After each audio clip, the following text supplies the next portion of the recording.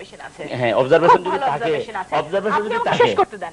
তিনি শিবিরের একজন নেতা, তিনি শিবিরের একজন নেতা এবং তিনি র‍্যাবের ক্রসফায়ারে তিনি প্রাণ হারিয়েছেন, কিন্তু আপনারা স্বীকার করেন না যে তিনি শিবিরের কেউ র‍্যাবের ক্রসফায়ারে মারা যায়নি, কারণ শিবির সন্ত্রাসের সাথে জড়িত নয়। আর দুর্নীতির কথা বলছেন আপনি, এটা একটা হাস্যকর বিষয়।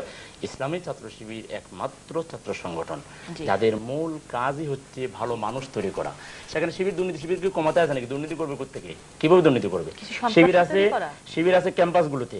তো শিবির বাংলাদেশের যেসব বাংলাদেশের ছাত্র সংগঠনগুলো বিভিন্ন রকম দুর্নীতি, বাংলাদেশ ইসলামী ছাত্র শিবির একমাত্র ছাত্র সংগঠন যারা করাপশন ফ্রি, যারা একমাত্র সংগঠন। কেউ বলতে পারবে না যে আমরা কোন ছাত্রের কাছ থেকে অথবা কোনো মানুষের কাছ থেকে, কোনো ব্যবসায়ীর কাছ থেকে 1 টাকা আনডিউ আমরা কোনো টাকা নিয়েছি অথবা কোনো মানুষের কাছ থেকে আমরা উৎকোচ গ্রহণ করেছি। এটা একমাত্র সংগঠন। আপনি যদি আমাদের জাত দুশ্মনকেও যদি প্রশ্ন করেন, সেও বলবে যে না, শিবির এইসব থেকে ফ্রি। আপনারা নিজেদের নেতৃবৃন্দদের হত্যা করে থাকেন, ছাত্র নেতাদের। একদম absolutely wrong information, absolutely wrong information. আমাদের সংগঠনে এই ধরনের কোনো ইয়ে নাই, এই ধরনের কোনো। বর্তমান বিশ্বে ইসলাম বিরোধী একটি প্রচার আমরা দেখতে পাচ্ছি, স্পেশালি এই ধরনের পাশ্চাত্য দেশগুলোতে। এটি কেন? এই যে মৌলবাদী একটা শব্দের সঙ্গে যে তাদের বিক্ষোভ, এটা কেন আপনাদের মতো দলগুলোর জন্য? আপনি দেখেন যে ইসলাম সম্পর্কে আপনি চ্যানেল 3-তে গতকালকেও একটা অনুষ্ঠান প্রচার করেছে বিবিসি থেকে। সেখানে ইসলামের যে গ্লোরিয়াস ইতিহাস সেটা তুলে ধরেছে। আপনি ইসলাম এবং মুসলমান কখনোই মৌলবাদ অথবা সন্ত্রাস অথবা টেরোরিজমের সাথে কোনো কালে সম্পর্ক ছিল না, এখনো নাই। ট্রু মুসলিম কখনোই সে টেরোরিস্ট হইতে পারে না এবং সে কখনো মৌলবাদী হইতে পারে না। মৌলবাদটাকে একটা ইসলামের বিরুদ্ধে একটা হাতিয়ার হিসাবে এটা পশ্চিমারা ব্যবহার করে থাকেন। আমার দৃষ্টিতে তারা অনেকে না জেনে এটা প্রচার করে থাকেন, বলে থাকেন। প্রকৃত মুসলমান তারা যে অর্থে যে এটাকে। তালিবানদের আপনারা কিভাবে দেখছেন? না, তালেবানের সাথে তালেবান কারা? তালেবান তো, তালেবান নামে কোনো শক্তি তো এখন নাই না, কিন্তু তালেবানদের আপনারা কিভাবে দেখেন? আমরা তালেবান অথবা এই যে বিভিন্ন রকম বাংলা বিভিন্ন ধরনের স্লোগান ছিল, বাংলা হবে তালেবান, এরকম স্লোগান জানেন না? আমি জানি না। আমাদের সংগঠনের মধ্যে এরকম কোনো উচ্ছৃঙ্খল কর্মী নাই এবং কোনো স্লোগান। আচ্ছা, যাই হোক, জানতে চাচ্ছিলাম তালেবানকে আপনারা কিভাবে দেখেন? আমরা তালেবান বলেন অথবা যে কোনো ধরনের এমন কোনো কাজ যেটাকে আপনি বলেন যে তালেবানদের যে কর্মসূচি, তালেবানটা ছিল আফগানিস্তানে, তালেবানের সাথে বাংলাদেশের তো কোনো সম্পর্ক নাই। কিন্তু তারপরে যেমন আমরা জানি যে ফিলিস্তিনি লিবারেশন ওয়ার, আমরা তাদের সাপোর্ট করি কারণ তারা স্বাধীনতা চাচ্ছে। ঠিক এরকম আপনার কাছে জানতে চাচ্ছিলাম তালেবানদের সাথে আমাদের কোনো সম্পর্ক নেই। আমি যাচ্ছি তালেবানদের আপনারা কিভাবে দেখেন? আমি আসলে রিয়েলি তালেবান সম্পর্কে আমি যা শুনেছি, আমি তালেবান সম্পর্কে, তালেবান কারা, তারা কি করে, সে সম্পর্কে আমি তেমন কিছু জানি না। বাস্তবতা এইভাবে আমাকে অজ্ঞই মনে করতে পারেন যে আমি তালেবান কি জিনিস। আমাদের দেশ একটা মডার্ন মুসলিম কান্ট্রি।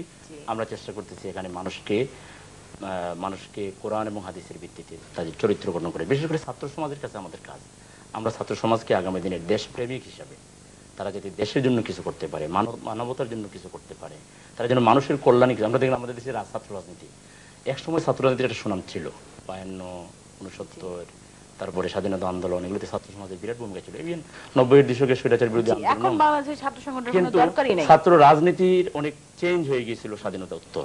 আমরা চাচ্ছি এটাকে চেঞ্জ করতে। আমরা ছাত্র রাজনীতিকে মেধাভিত্তিক, সন্ত্রাস মুক্ত, আমরা ক্রিয়েটিভ এবং কনস্ট্রাকটিভ। দেখেন, ছাত্র শিবিরই একমাত্র সংগঠন যারা সন্ত্রাস থেকে মুক্ত এবং ছাত্র শিবিরের বিরুদ্ধে সন্ত্রাসের অভিযোগ কেউ প্রমাণ করতে পারেনি। আওয়ামী লীগের আমলেও বহু অপারেশন হয়েছে, তারা প্রমাণ করতে পারেনি। বর্তমান সরকারের আমলেও আপনারা জানেন বিভিন্ন অপারেশন হয়েছে। ইসলামী ছাত্র শিবির আলহামদুলিল্লাহ একমাত্র ছাত্র সংগঠন যারা তাদের কর্মীদেরকে কোরআন পড়ায়, হাদিস পড়ায় এবং তাদেরকে দেশপ্রেমিক হিসেবে তৈরি করে এবং তাদেরকে মানবতার কল্যাণে কাজ করার জন্য বলে। রক্তটা শিখায় কেন? রক্তটা শিখায় না তো, এটা ভুল কথা।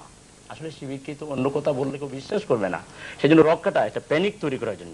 আপনাদের সম্পর্কে আমি যদি আচ্ছা বলেন, আপনি একটা কথা বলেন, আপনি একজন আমি শিবিরকে ভয় পাই, আমার ধারণা শিবির রক্কাটে। আপনি ব্যক্তিগতভাবে শিবিরকে ভয় পাওয়ার কোনো কারণ নেই। আপনি কি শিবিরকে কোথাও রক্ষাতে দেখছেন নাকি? আপনি কেন ভয় পাবেন?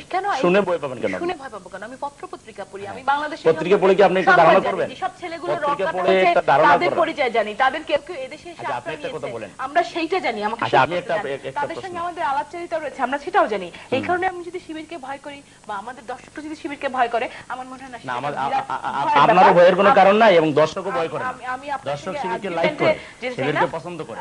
আপনাদের আমি একটা কথা আপনাকে জিজ্ঞেস আপনাদের হাতে করি, যদি প্লিজ। কখনো ক্ষমতা আসে, দিস ইজ মাই রক্ষাটা প্রসঙ্গে একটা কথা, this is my show and I will ask you questions. যদি এরপরে আপনারা কখনো ক্ষমতায় আসেন, তাহলে আপনারা কি করবেন বাংলাদেশের জন্য? আমরা বাংলাদেশের মানুষের অর্থনৈতিক মুক্তির জন্য, বাংলাদেশকে একটা স্বনির্ভর রাষ্ট্র হিসেবে গড়ে তোলার ক্ষেত্রে এবং বাংলাদেশের স্বাধীনতা সার্বভৌমত্বকে এটাকে আরো মজবুত করার জন্য, যাতে করে আমাদের দেশের স্বাধীনতার প্রকৃত সুফল মানুষ পায়, সেজন্য আমরা দেশের সবাইকে সাথে নিয়ে আমরা দেশকে একটা কল্যাণ রাষ্ট্রে পরিণত করব। আপনি এখন একটা ছাত্র নেতা, আপনি এখন একটা ছাত্র নেতা, এরপরে আপনি জামাতে জয়েন করবেন ডেফিনেটলি, কারণ যদি আপনারা স্বীকার করেন না আপনি ওই দলে ওই ছাত্র সংগঠনের সঙ্গে, মানে জামাতের ছাত্র সংগঠন শিবির, তারপরে দেখা যাবে আপনি জামাতে জয়েন করেছেন এবং ডাকসাইটে নেতাও আপনি হবেন হয়তো, সেই কামনা রইল। আমরা অনেক সেই কামনা করছি যেহেতু আপনি ডাকসাইটের ছাত্র নেতা। আপনি আপনার দেশকে কি দিবেন? আমি আমার দেশের জনগণকে আমি ভালোবাসবো, আমার দেশের জনগণ, বিশেষ করে ইয়াং জেনারেশনকে প্রকৃত অর্থে দেশপ্রেমিক হিসেবে গড়ে তোলার জন্য এবং তাদের মেধার বিকাশের জন্য। আপনি জানেন আমাদের দেশের, আমরা গরিব হইতে পারি কিন্তু আমাদের ছাত্রদের মেধা আছে। এখানেও আপনি এই লন্ডনে দেখবেন যারা পড়ালেখা করতেছে, আমাদের ছেলেরা মেয়েরা ভালো রেজাল্ট করতেছে, ভালো, ইভেন আপনি ভালো ভূমিকা রাখতেছেন মিডিয়াতে। সুতরাং আমাদের দেশের এই ছেলেগুলোকে, আমাদের ভাইগুলোকে, বোনগুলোকে আমরা আগামী দিনে দেশের জন্য তারা যাতে কিছু করতে পারে সেরকম যোগ্য হিসাবে, তারা যেন বাংলাদেশের প্রতিনিধিত্ব বিশ্বে করতে পারে, যে কোনো দেশে গেলে যেন বাংলাদেশকে উঁচু করে তুলে ধরতে পারে, সেরকম যোগ্যতা সম্পন্ন হিসেবে গড়ে তোলার ক্ষেত্রে আমি কাজ করব। ধন্যবাদ আপনাকে আমাদের সময় দেওয়ার জন্য। আপনাকে অসংখ্য ধন্যবাদ আমাদেরকে সময় দেওয়ার জন্য।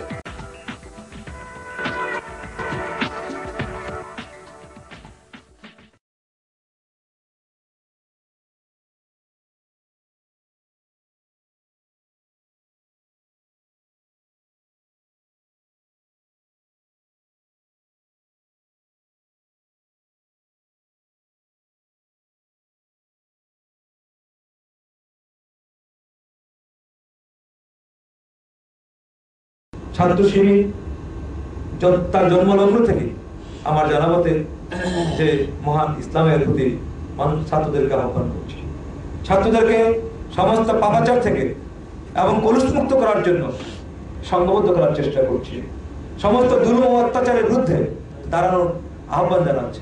বা কোনো একটা ক্যাম্পাসে বা কোনো একটা ইউনিভার্সিটি বা কলেজের সভাপতি বা নেতা হওয়ার জন্য আমাদের প্রতিপক্ষের, আমাদের বাইরের কারো গায়ে আমরা একটা টুকা পর্যন্ত মেরেছি, এর মতো কেউ করতে পারবে না।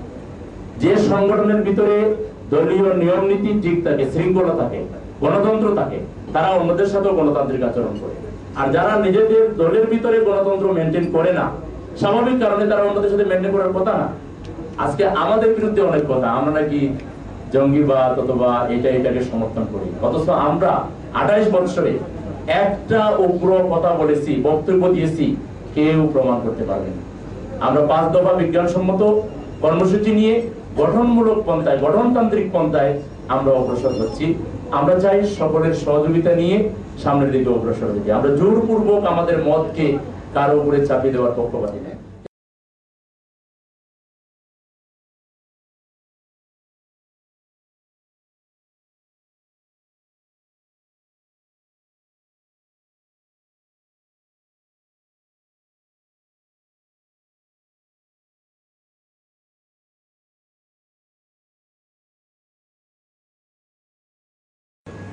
আমরা অর্থনৈতিকভাবে গরিব হতে পারি, দরিদ্র হতে পারি, কিন্তু আমাদের একটা অপার সম্ভাবনা আছে, আমাদের একটা অতীত ঐতিহ্য এবং আমাদের একটা কৃষ্টি কালচারও আছে। আমরা জাতি হিসাবে এতটা পিছনে ছিলাম না, এটা আমরা বিজ্ঞ লেখক এবং সাংবাদিক ভালো করে জানি। আমাদের একটা অতীত সমৃদ্ধ ইতিহাস ছিল, কিন্তু আজকে পৃথিবীর মানচিত্রে আমরা খুব দরিদ্র, আমরা মিসকিনের জাতি এবং আমাদেরকে খুবই অবহেলা করা হয়। এর সঙ্গে আপনাদের অনেকেই দেশের বাইরে সফর করেছেন, আমার ক্ষুদ্র বয়সে আমি 2-4টি দেশে যাওয়ার সুযোগ পেয়েছি। বাংলাদেশের নাম শুনলে কেমন যেন একটা আমাদেরকে অপমানিত বোধ করতে হয়, কারণ আমরা গরিব, মূল কারণ না। আমরা মনে করি যে আমরা গরিব হতে পারি, কিন্তু আমাদের অনেক সম্ভাবনা আছে। আমরা মাটির দেশ হিসেবে দেশের মাটি যেমন নরম, তেমনি এদেশ